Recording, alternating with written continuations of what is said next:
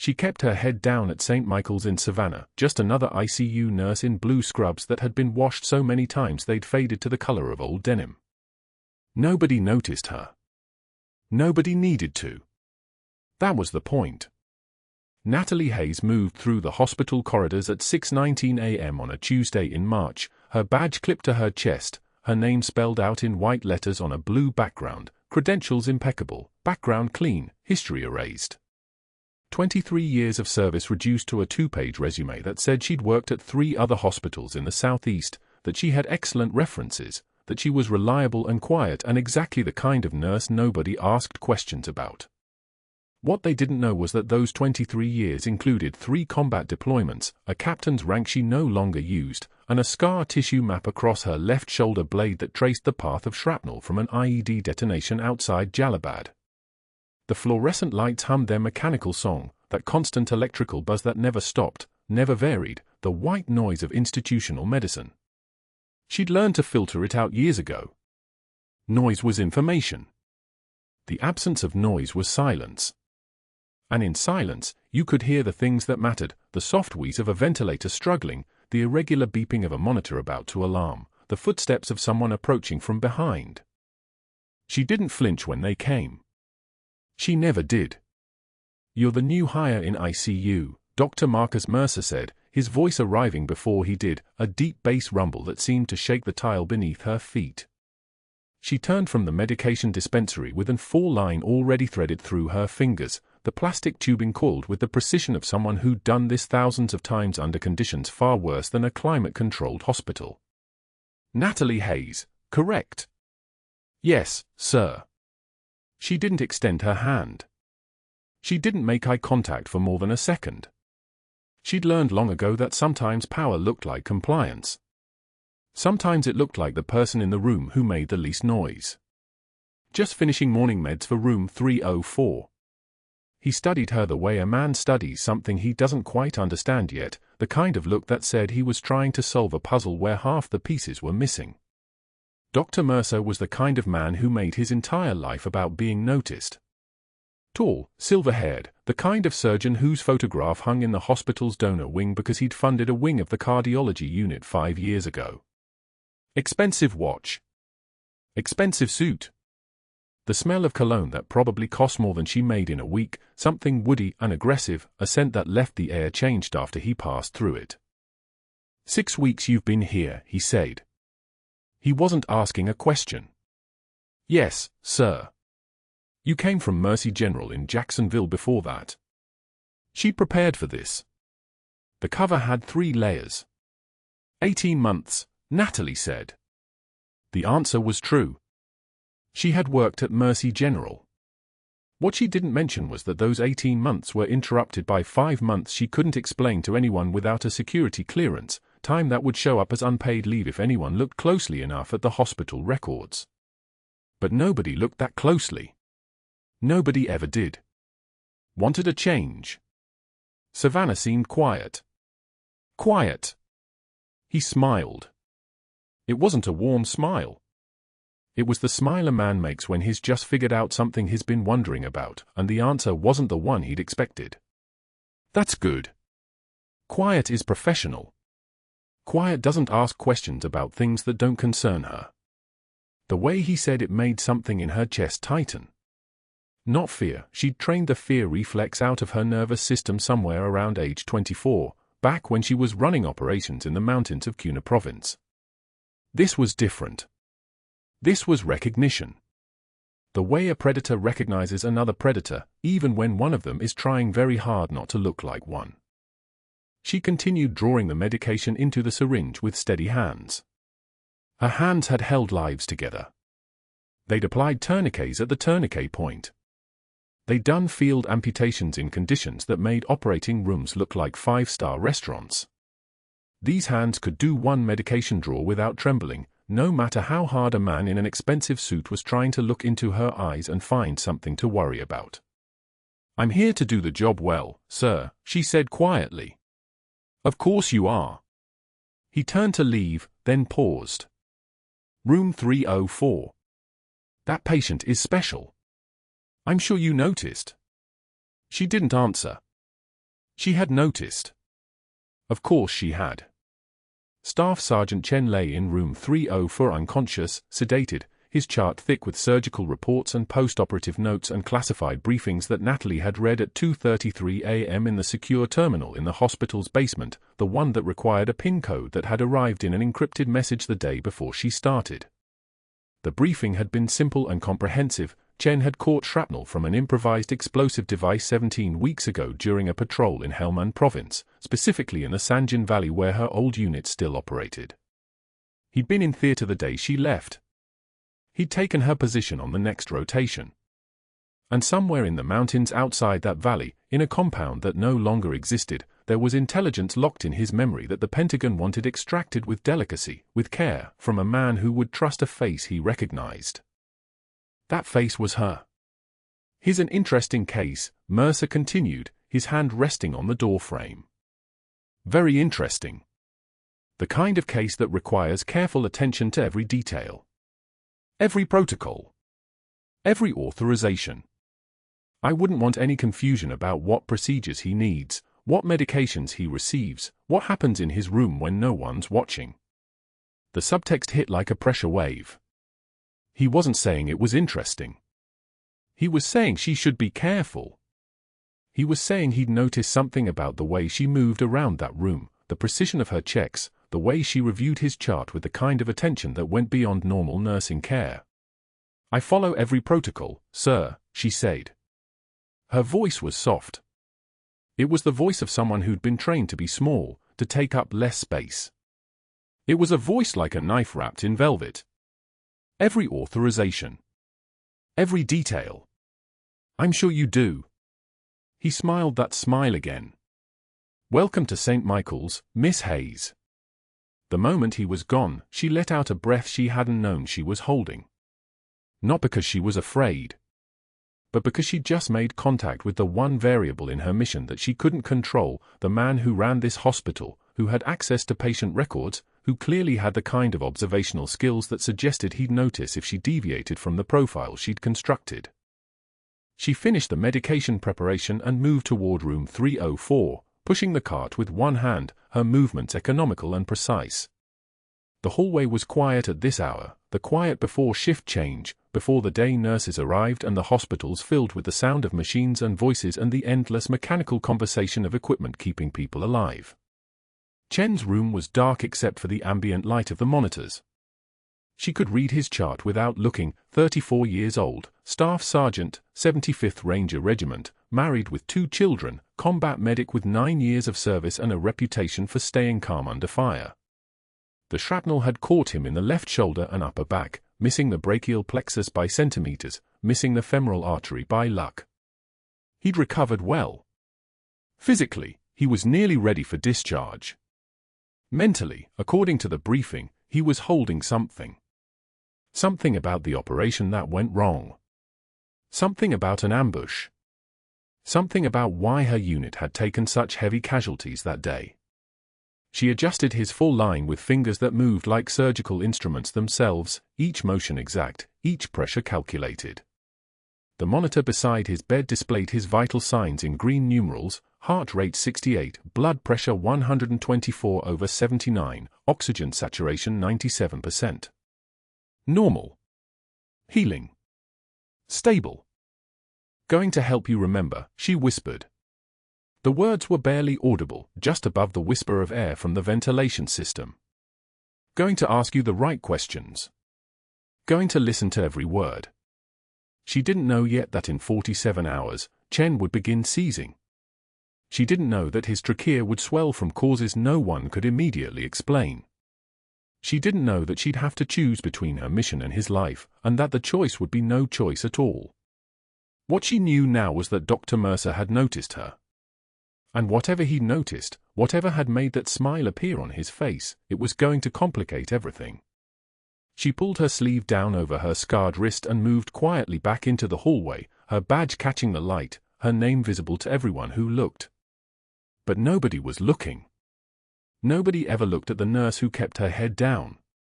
That was the only advantage she had left. The hallway outside room 310 smelled like antiseptic and dread.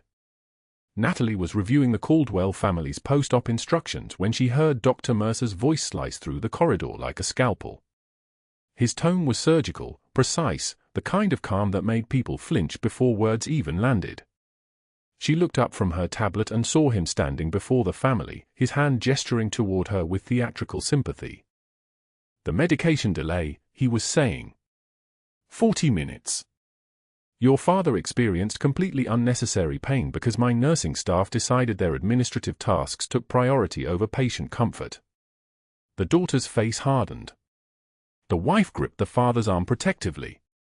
An older son crossed his arms. Natalie set down her tablet and approached, her movement steady. "Dr. Mercer, I can explain." "Explain what?" He turned to her, and his smile was a weapon. "That you read the chart wrong? That you didn't notice the order? Or that you simply didn't care?" He turned back to the family. "I apologize for Nurse Nobody here. She's new." The words landed exactly where he intended. Nobody. Not incompetent. Not careless. Nobody. A person so unremarkable she barely registered as human. Natalie took one measured breath through her nose. Her hands remained still at her sides. The pharmacy flagged a dosage concern. They held the medication for clinical review. "I was waiting for the verification." "And did you call me to authorize an override?" "I was about to when." "When what?" "When you decided to handle it yourself." His voice dropped, became almost conversational. "That's what I mean when I say insubordination. Nurses who think they're doctors." The son muttered something to his sister. The daughter wouldn't meet Natalie's eyes anymore. Mercer placed a hand on the father's shoulder, a gesture of protection and alliance. "I want you to know I'll be reviewing all of your care personally. You won't be seeing Nurse Hayes again." He glanced back at her. "You're reassigned. ICU rotations only. Effective immediately." He walked away before she could respond.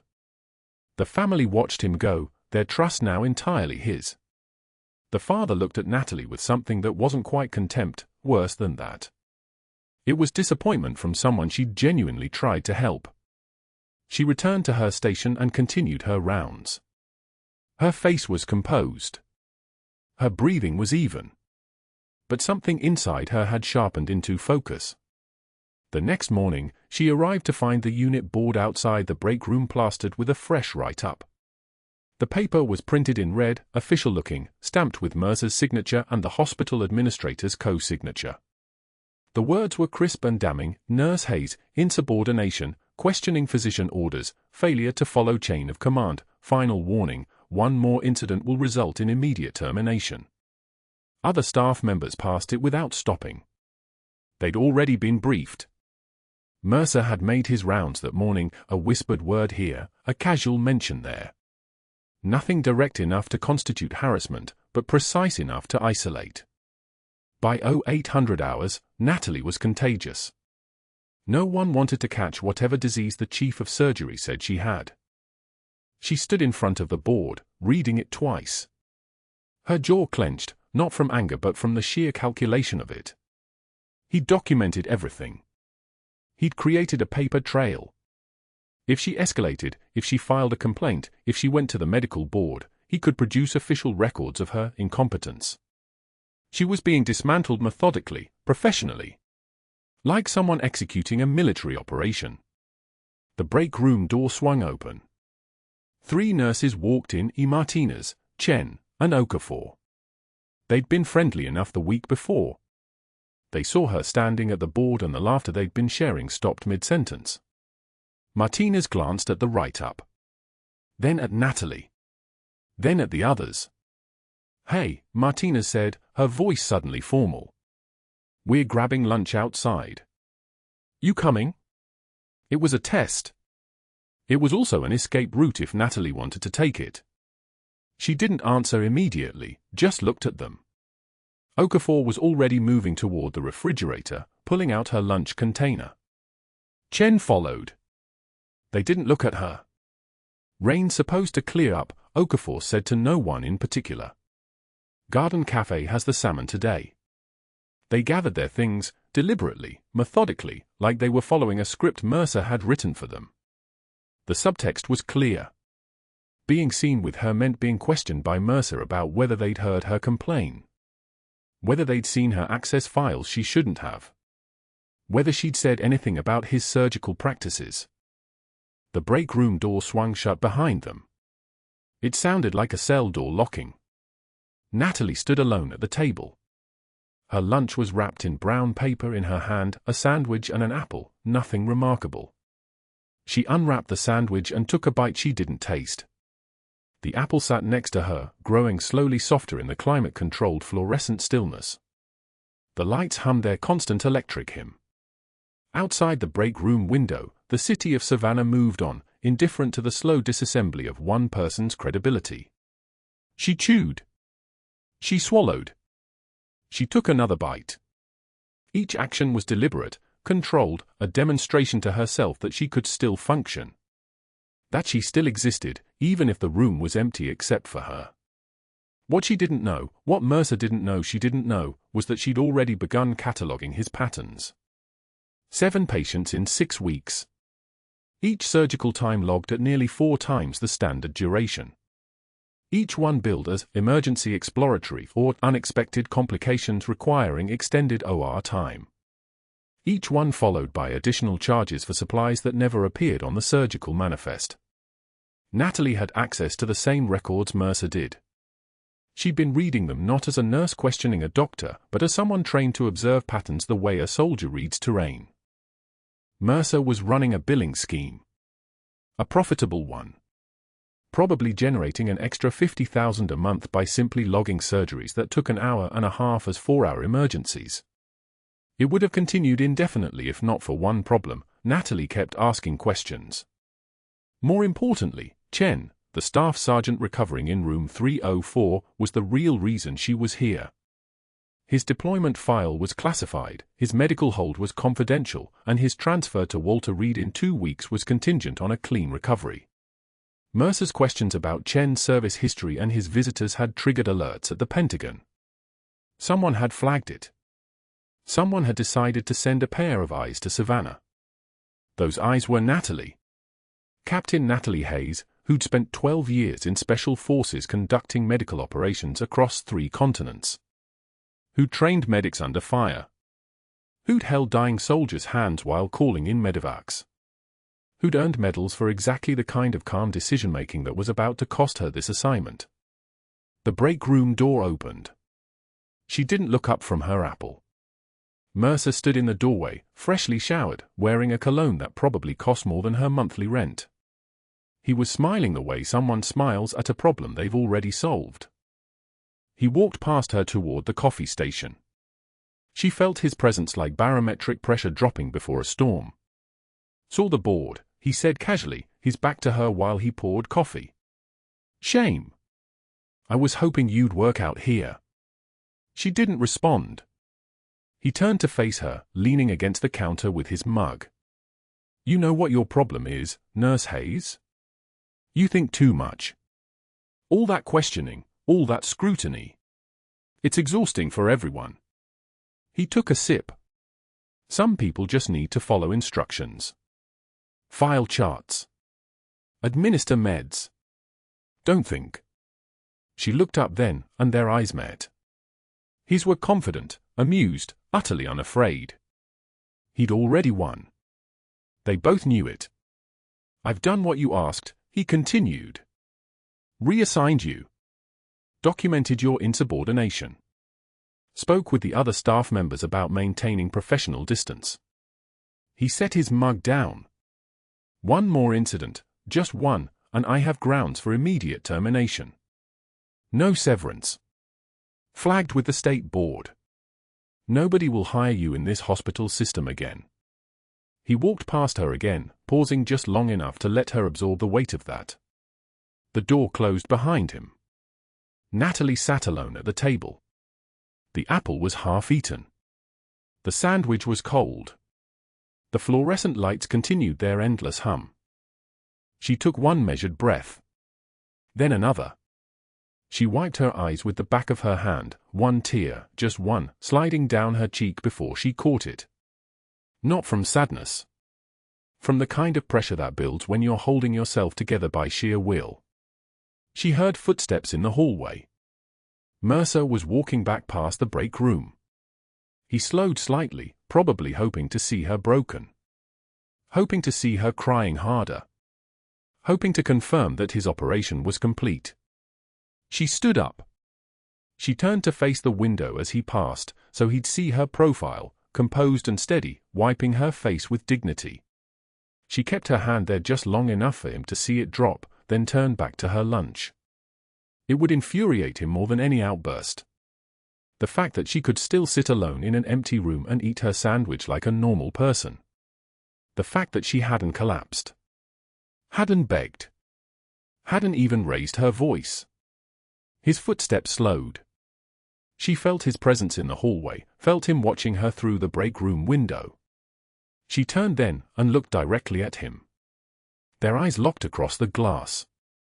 She lifted her hand to her chest, steadied herself, and when she spoke, her voice was quiet enough that only someone standing at the door could hear it. "I've served with better men than you'll ever be." The words hung in the air between them, not an accusation, not a threat, simply a statement of fact delivered with the kind of absolute certainty that comes from actually having done it. From actually having led combat operations. From having made decisions at 18,000 feet in the Hindu Kush with lives depending on her voice and her judgment. Mercer's smile faltered. Just for a moment. Just long enough for her to see that the certainty in her voice had registered as something he couldn't classify or control. He stood there for 3 more seconds, then turned and walked away. That was when the real danger began. Because Mercer didn't like things he couldn't control.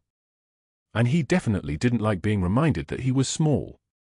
Later that evening, Natalie sat in her apartment above a closed bookstore on Bull Street, the rain hammering against the windows like applause for a show only the storm understood. She pulled open the bottom drawer of her dresser, moved aside civilian clothes, and withdrew a small wooden box. Inside, folded with military precision, was a flag. The colors were still bright, red and blue and white that had never been exposed to sunlight because it had been folded immediately after a ceremony where a mother and sister stood without speaking. Staff Sergeant Marcus Ghost Rodriguez. 3rd Battalion, 5th Marines, Charlie Company. KIA, Jolin District, Fallujah. March 18, 2009. His flag had been given to his family. His body had been brought home. His absence had echoed across every operation Natalie had been part of since. She held the flag without unfolding it, her hand steady, her eyes dry. The mission parameters were absolute. Stay invisible. Observe Chen. Confirm his recovery status. File a classified report. Do not reveal capabilities. Do not blow cover under any circumstances. Her assignment was 43 days old. 23 days remained before Chen was transferred to Walter Reed for final clearance. 23 days before she could leave Savannah and never see St. Michael's again. 23 days before she could put Mercer in her rearview mirror and try to forget that his kind of person existed. But that wasn't the worst part. The worst part was that Chen's recovery status was perfect. His labs were clean. His vitals were stable. His medical file was clear for discharge. The worst part was that Mercer had been asking questions about him, and questions like that didn't stop on their own. Mercer would keep asking. Mercer would keep probing. Mercer would eventually figure out that the staff sergeant's presence in Savannah wasn't routine, and when he did, he'd leverage it. The flag was soft in her hands, worn from ceremonies, from being held by grieving hands, from being stored in a box with a letter she'd never opened. She placed it back in the wooden box. She covered it carefully. She returned it to the drawer. At 2,247 hours, her pager buzzed. Shift change alert. She was reassigned to ICU monitoring for the night rotation. Room 304 was included. she gathered her keys and her credentials and drove through the rain toward the hospital, knowing that Mercer had positioned her exactly where he wanted her, close enough to Chen to implicate her if anything went wrong, far enough from the decision-making chain that no one would listen if she tried to warn them about anything. The rain continued. The city lights blurred. The windshield wipers beat their rhythm like a countdown clock. 23 days. That was all she had to hold the line.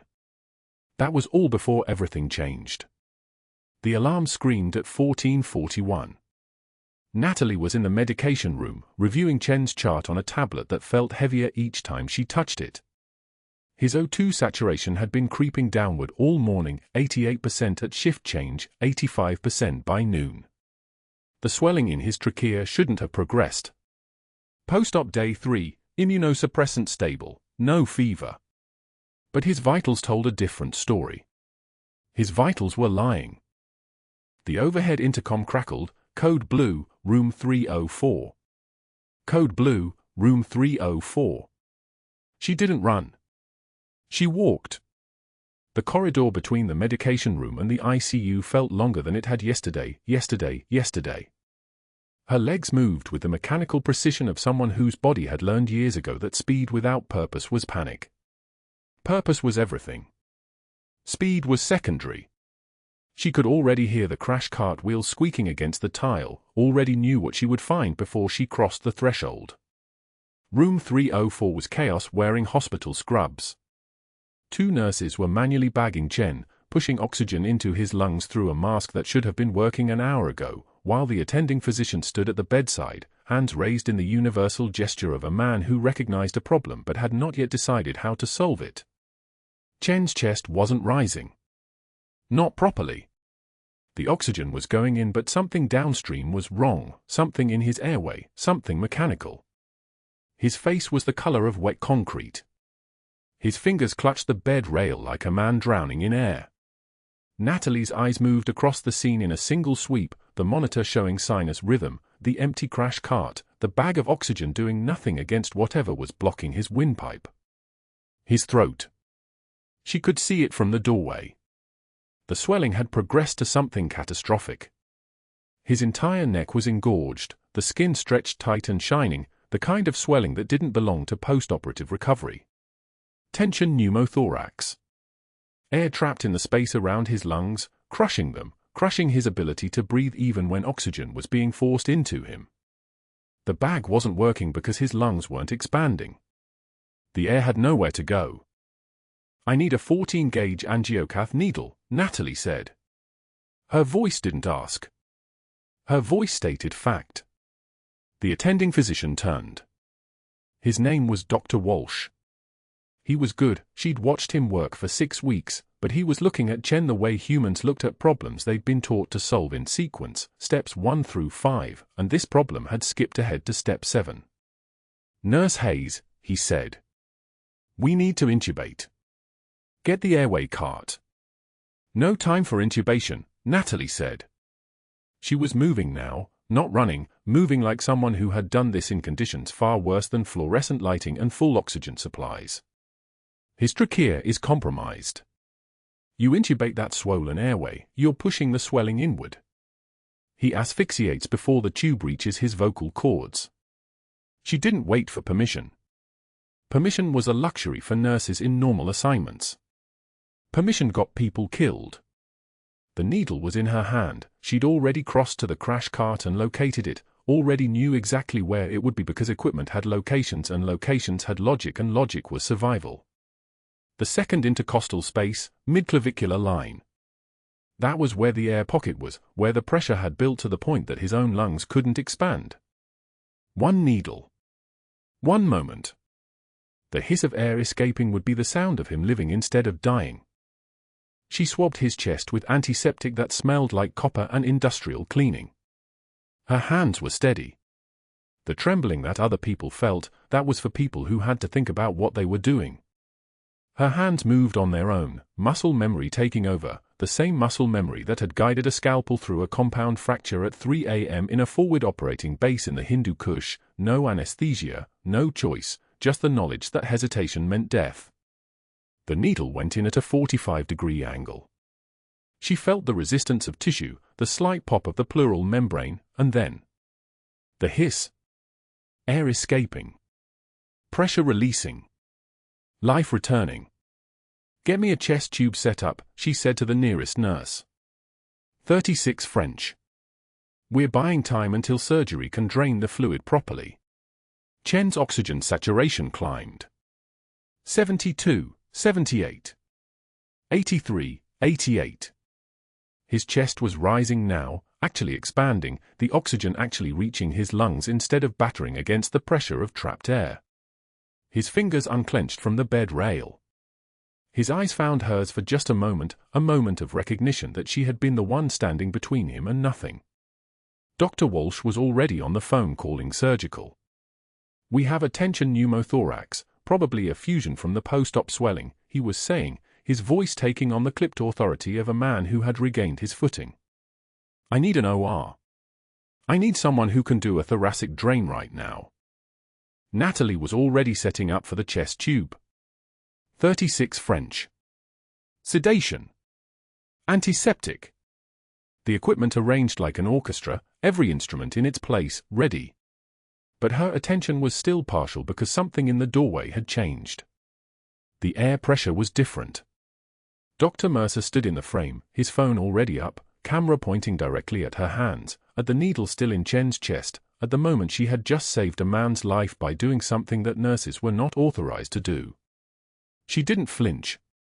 She didn't look away from Chen. "You just performed a procedure outside your scope of practice," Mercer said. His voice was steady, which meant he had already calculated how to use this. His voice was calm, which meant he understood exactly what he was looking at. A nurse, a person he had spent 6 weeks trying to prove was something other than what she appeared, performing an emergency needle decompression with the precision of someone trained in trauma medicine. "Security is on the way." Natalie didn't respond. Responding required engagement. She simply continued her work, securing the chest tube, documenting vitals on Chen's monitor while her other attention was already calculating, he's photographing this, he's already called it in, he's been waiting for a moment like this. But then her fingers reached for the computer terminal at the bedside, the one that held Chen's medical record, the one where she would document what happened and why, the sequence of events that would explain this was emergency medicine, not scope violation, this was a man dying and a nurse responding, this was textbook protocol for a code blue with airway compromise. The computer locked her out. Access denied. User credentials inactive. Contact your administrator. She stared at the screen for the length of one breath. Mercer had already called IT. He had already begun the work of rewriting what this moment meant. She could see it unfolding like a prediction. He would report that she had used an emergency procedure without authorization, that she had seized control of a patient from the attending physician, that her actions, however they appeared on the surface, constituted a dangerous overreach of her nursing credentials. The truth didn't matter when the narrative had already been set. Dr. Walsh was looking at her now, his expression shifted, his certainty eroding as Mercer's presence in the doorway began to redefine what everyone was seeing. A moment ago it had been emergency intervention. Now, under Mercer's photography and his calm assertions, it was beginning to look like something else. Something wrong. "Dr. Mercer," Walsh said. "The patient was in respiratory failure. Without that decompression." "I understand," Mercer said, and his voice carried the kind of sympathy that sounded like agreement. "Of course. But hospital policy requires that procedures outside the nursing scope be performed by physician staff. We'll need to document this properly." He lowered his phone. His eyes found Natalie's. For everyone's protection. Over the next 4 hours, Mercer made 3 phone calls. She learned about them indirectly, the way bad news traveled through hospital corridors like a scent predators could smell. The first call was to the hospital administrator, a man named Richardson who had hired her without actually seeing her, who had approved her credentials without truly examining them, because her paperwork was perfect and her references were unquestionable and no one ever thought to question the military seals on official documents. The second call was to the state medical board. The third call was to the shift supervisor, the charge nurse named Patricia, who might have vouched for Natalie's actions, who might have explained what everyone in the ICU understood, that the needle decompression was not a violation, it was survival. Patricia was transferred to the psychiatric unit for the evening shift. The timing was coincidental. Everything about Mercer was coincidental. By 18:30, a security officer appeared in the hallway. His name tag read Morrison, but his expression read apologetic. He didn't touch her, didn't need to. The gesture was clear: you're done. The walk to Human Resources took her past Chen's room. He was sedated now, prepped for surgery, his vital signs stable because she had given him stability. A surgeon would perform the thoracic drain properly, would be credited with saving his life, would understand the full scope of what had happened. He would know. But knowing wasn't the same as documenting.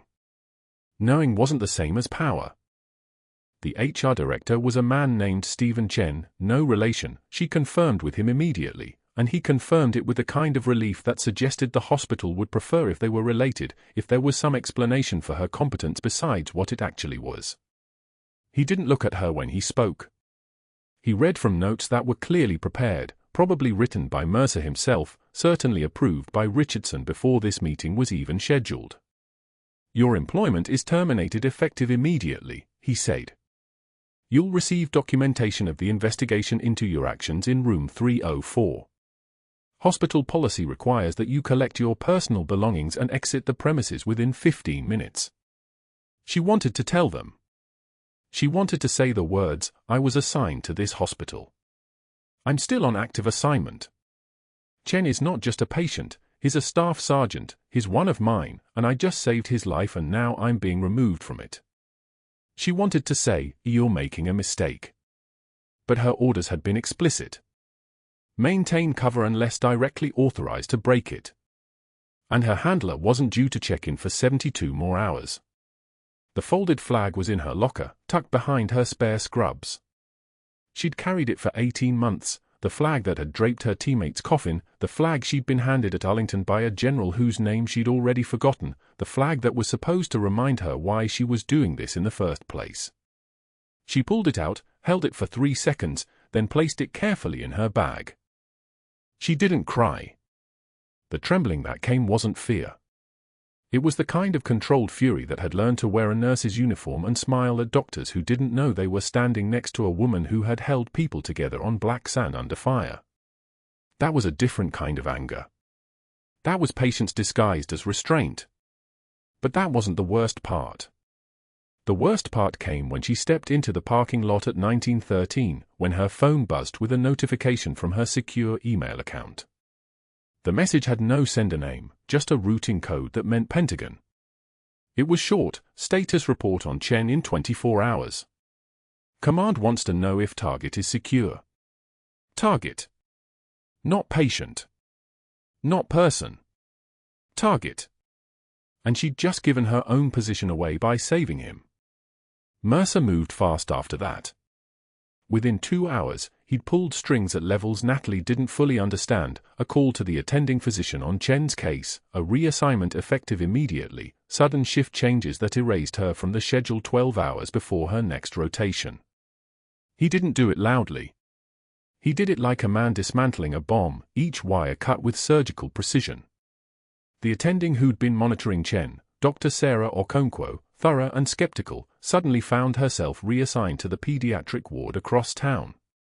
The night charge nurse, someone Natalie had trained 3 weeks prior, was pulled for an emergency staffing crisis in the ER. By 1400 hours, Mercer had orchestrated a shift schedule so fractured that Natalie would be working trauma intake while Chen recovered with residents who'd never seen her work, never witnessed what she could do, never questioned Mercer's narrative about what happened in that operating room. Then came the computer access. Natalie logged in at 14:20 to document the needle decompression, the exact needle gauge, the anatomical landmark, the 2-second hiss of air that meant the tension pneumothorax was decompressing, the oxygen saturation climbing from 68 to 88 to 94 in real time. She needed that documentation. It was her only proof that she'd acted within scope, that the procedure was emergency intervention, that Mercer had deliberately delayed treatment to create the crisis. Her fingers found the keyboard. The system rejected her credentials. Access denied. Not suspended.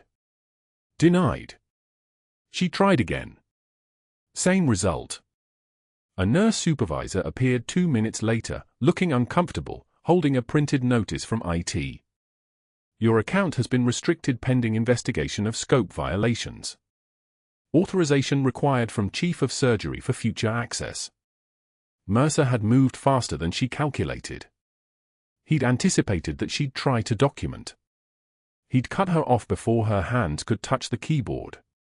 The hospital administrator arrived at 16:30 with security and a cardboard box. Natalie was in the break room, finishing her shift, when they found her. She stood before they asked her to. She didn't wait for the speech. She'd heard enough speeches in her career, in barracks before deployments, in interrogation rooms in Kandahar, in personnel offices after injuries that should have ended soldiers but didn't. The administrator was apologetic in that way people are when they're following someone else's script. Scope violation. Patient safety concerns. State board notification. Effective immediately. The box was for her things, the cracked mug that said a world's okayest nurse, a plant with dying brown leaves that she'd kept on the break room windowsill, her trauma shears clipped to the inner pocket of her locker. Security walked her to the staff parking lot. They didn't touch her. They didn't need to. She carried the box herself, her spine straight, her face composed, the kind of calm that comes from having already survived worse. The rain started as she reached her car. She sat at the bus stop on Abercorn Street because she couldn't drive yet. Her hands needed to remember how to be civilian hands. The cardboard box disintegrated slowly on her lap, the cheap material drinking the rain like it was thirsty. The mug was still intact but the plant was drowning, brown leaves curling inward like fists closing. At the bottom of the box was a photo, her team in the mountains, all 8 faces in a line, wearing desert digital camouflage, ammunition carriers heavy across their chests. 3 of them were dead now. Her eyes found them anyway. Martinez, shot through the neck in an ambush she missed by 30 seconds, Kowalski, IED blast outside Sanjin Valley, Chen had taken her place in the rotation, had been the one in that valley when the route clearance team hit the IED. He'd survived. 3 others hadn't.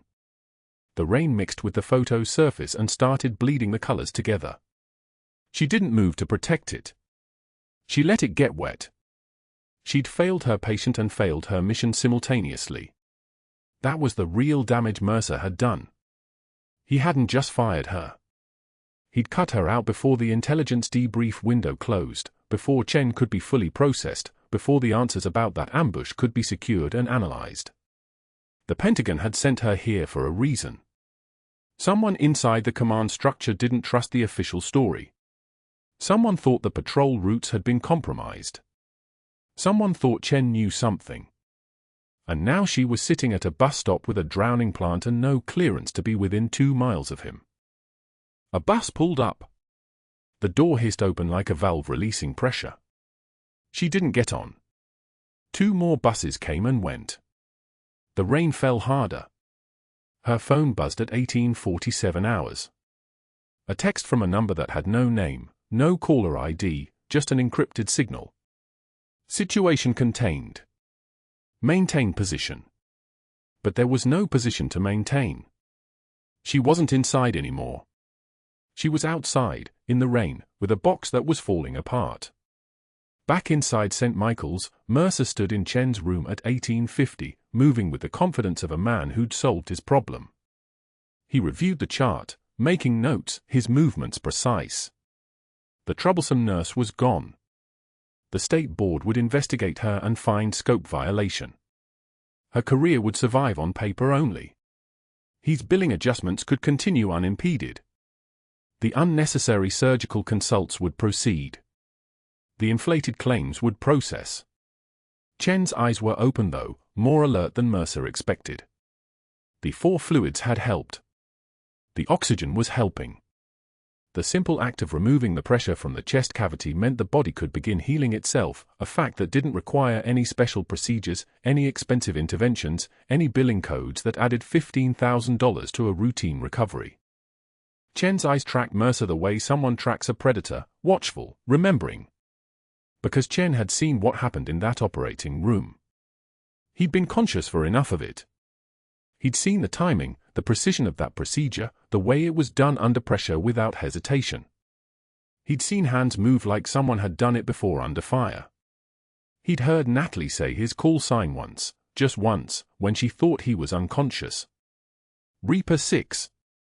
The name that meant something in the 160th Saw Night Stalker community. The name that meant something to people who'd been in Helmand Province at the same time. Mercer turned to leave and didn't notice that Chen's hand had moved to the nurse call button. Didn't notice that Chen's eyes had closed, not in weakness but in focus. Didn't notice that he was already composing the words he would speak as soon as someone came through the door. The hospital's background check processed at 2,104 hours. It was routine, mandated by state law for all terminated employees, part of the exit documentation. A nurse leaves, the system generates a final verification, confirms credentials, confirms no pending investigations, flags any security concerns. The algorithm ran Natalie's name against the federal database like it did for hundreds of other healthcare workers every day. It came back with something that made the system pause. A security clearance. Not a civilian background check result. An actual classified security clearance. Top secret, SCI eligible. Active status. The kind of clearance that shouldn't exist in a hospital system. The kind of clearance that got routed directly to 3 separate agencies, the hospital administrator's secure email, the state board investigator's encrypted queue, and a Marine Corps liaison office at Fort Stewart, Georgia, 72 miles north. The alert was flag priority. The kind of flag that moved generals out of administrative briefings and into tactical awareness cells within minutes. The kind of flag that meant someone's cover, someone's very carefully constructed civilian identity, had just been exposed by the most mundane bureaucratic process in America. A computer system doing exactly what it was designed to do. The rain fell harder on Abercorn Street. Natalie's phone didn't ring. Not yet. That would come later. For now there was only the sound of water against the concrete, against the cardboard box that was nearly liquid now, against the photograph of her team that she still refused to move to shelter. She sat at the bus stop and waited for the world to catch up to the fact that she'd failed. She sat and waited for someone to come tell her what came next. The bus stop where Natalie sat was 7 blocks from St. Michael's, far enough that the hospital wouldn't find her accidentally, close enough that she could still hear the sirens if another code dropped. Rain fell like bullets against the plastic shelter. A cardboard box sat on her lap, cracked mug, dying succulent, the photo of her team in the Hindu Kush Mountains, the folded flag wrapped in plastic. She'd carried the flag for 4 years. It had been in her locker for 3 weeks. Now it was in a box on a stranger's bench in the rain. Her phone buzzed. Then it wouldn't stop buzzing. Pentagon number first. Then Marine Corps. Then a hospital number she didn't recognize. Then her former handler at JSOC. The notifications came in cascades, each one a small earthquake. She didn't answer. She sat in the rain and watched the drops hit her scrubs, and she didn't answer the phone. At 11:27 p.m., the automated background check completed its verification cycle. Natalie's classified security clearance, TSSCI, NOFORN, active for 3 deployments, pinged through the federal personnel system. The hospital had run the standard background check. Standard checks connected to federal databases. Federal databases recognized classified credentials. By midnight, the hospital's IT system had flagged the anomaly and escalated it through 6 layers of administration.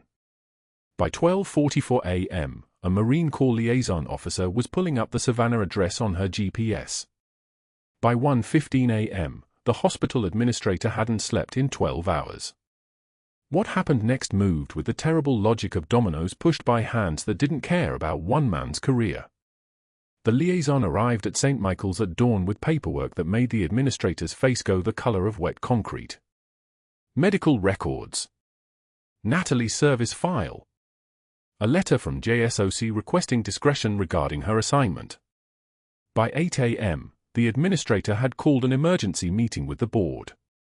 By 10 a.m., they'd reviewed every incident. The medication delay Mercer had orchestrated. The humiliation in the break room. The written complaint filed under false pretenses.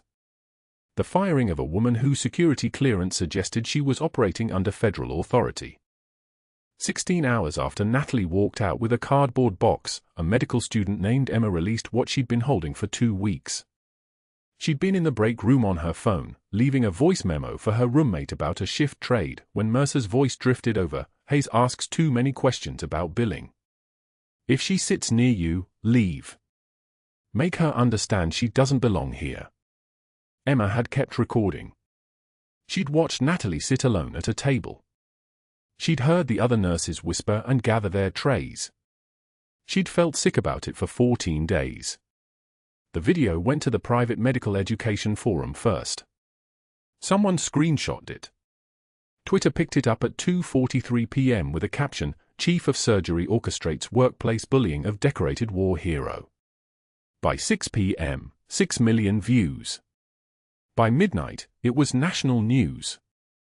By morning, Dr. Patricia Whitmore from Johns Hopkins had posted a statement, "I taught Marcus Mercer to heal patients.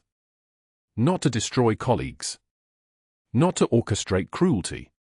I am personally requesting the state medical board conduct a full review of every surgery he has performed in the last 5 years. I will no longer associate my name or institution with his conduct." The hospital board met in emergency session at 7 a.m. The administrator presented findings from a forensic accountant hired overnight. 7 patients with inflated surgical times. Unnecessary procedures totaling $340,000 in fraudulent billing. Tissue samples marked as pathological when they were benign. Insurance claims filed for surgeries that took half the documented time. The evidence was precise because Natalie had been photographing documents for weeks, building the case that would support her Pentagon mission. Mercer's attorney argued misunderstanding. The board voted unanimously, immediate suspension, criminal referral, medical license revocation pending investigation. By week's end, the FBI had opened a file. By month's end, Mercer's legal fees had depleted his savings. By 6 weeks, he'd been charged with fraud. By 9 weeks, his medical license was gone, permanently revoked, the board's decision final and non-appealable. The hospital removed his name from the directory. His colleagues stopped answering his calls. The Johns Hopkins affiliation disappeared from every database. He was radioactive. The only job he could find paid $15 an hour. Teaching CPR fundamentals to community college students in a strip mall off Victory Drive. He lived in a studio apartment, rent $1,200 a month, barely covering it with the reduced income. The CFR dummy sat on his counter like an accusation. His next class started in 20 minutes.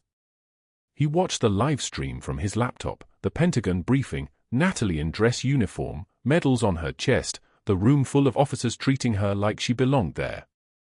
She did belong there. She'd always belonged there. What happened on her first day back at the Pentagon couldn't fit in the emergency room. 3 months later, Natalie stood in her new office with the rank of major and a mission that consumed the space where the humiliation used to live. The folded flag, her team's flag, the one who'd taken her place in the Hindu Kush and caught shrapnel doing her job, now hung in a shadow box on her wall. Not hidden. Honored. The case of St. Michael's Hospital had become part of her file, covert assignment completed successfully, medical intelligence protocol established, military medical care standards elevated. The leak in Chen's unit had been traced to a Taliban intelligence network. For arrests. 1 network dismantled. 1 soldier saved. 1 nurse who wasn't a nurse anymore, standing in the Pentagon in her dress uniform with a medical intelligence unit to run and no apologies left to give. Chen was at Walter Reed now, walking with a cane, speaking to combat medics about the nurse who'd trained him and saved him and refused to let a man like Mercer define what courage looked like. The live stream played in Natalie's office while she read the next intelligence briefing. She watched Chen smile. She watched him stand. The hospital had sent flowers and an apology. She declined the job offer but accepted their invitation to speak at the annual medical ethics conference. St. Michael's had installed new policy, mandatory training on recognizing and reporting workplace bullying. A photo hung in the main corridor now, Natalie in uniform, shaking hands with the hospital board, a plaque beneath, Captain Natalie Hayes, service, courage, compassion. Mercer's apartment was 2 blocks from the community college. He caught the bus at 7 a.m., CBR dummy in a plastic bag, lesson plan printed on paper because his laptop kept freezing. His next CPR class had 14 students, 8 of them nursing majors from St. Michael's program. They recognized him from the video. They didn't hide it. He taught them hand placement on the dummy's chest and watched their faces. This is what happens when power runs out. When Natalie returned to Savannah 3 months after her promotion, it was to see Chen during his physical therapy rotation back to his home base. They walked the corridors of St. Michael's together, the soldier and the nurse, and the war that followed them both. They passed Mercer's old office. Different doctor now. Someone who treated nurses as colleagues. Someone who understood that the people who run toward danger deserve respect. Natalie touched the shadow box in her Pentagon office remotely, a photo on her phone showing the flag folded in the exact way her team had taught her. She texted Chen, same mission. Different battlefield. He replied before she reached the door, same warrior. Different weapon. The rain in Savannah fell the same way it had fallen on the bus stop bench 3 months before. Natalie walked into the Pentagon medical wing, stethoscope visible beneath her dress uniform, and nobody in that building had any doubt anymore about who she was or what she was capable of. They tried to break her. They tried to isolate her. They tried to make her small enough to ignore. Sometimes the bravest warriors carry stethoscopes, not guns. If you found yourself rooting for Natalie, subscribe and let us know what you'd do if your workplace discovered your hidden strength. What would you risk to protect someone else's life? Comment below.